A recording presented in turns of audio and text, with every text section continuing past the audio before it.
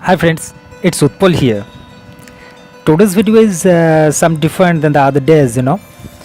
Actually, some of my friends told me that by this procedure, I want to say that by this process, which I saw before, it can't be possible to make a bonsai or maintain it. So, only for that, I decided to make a new updating section where I'm going to share my activity updates actually. You can search it in my YouTube channel playlist because I didn't want to misguide you at all. I'm not an expert at all. I'm just your friend and trying to share my personal experience and my personal secrets of bonsai of near about previous 28 to 29 years.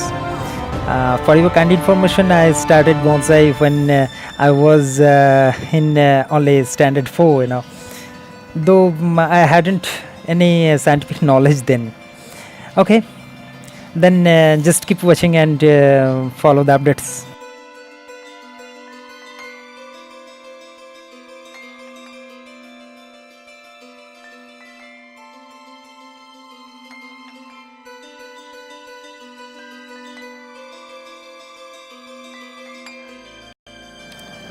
Actually, it's a lutea tree, also known as yellow mombin or hog palm.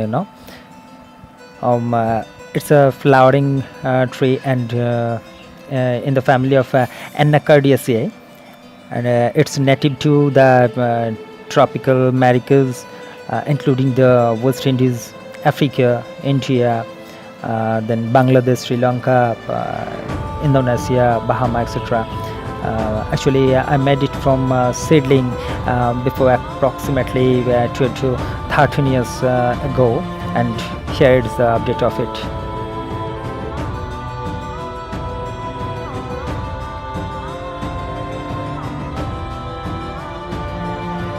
It's one of my ficus religiosa tree, though this species is not suitable for perfect bonsai.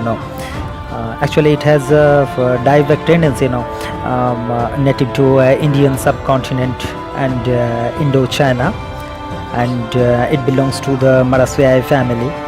It's also known as the people tree in India. And actually, I collected it from a heap of bricks, in the year of 2016.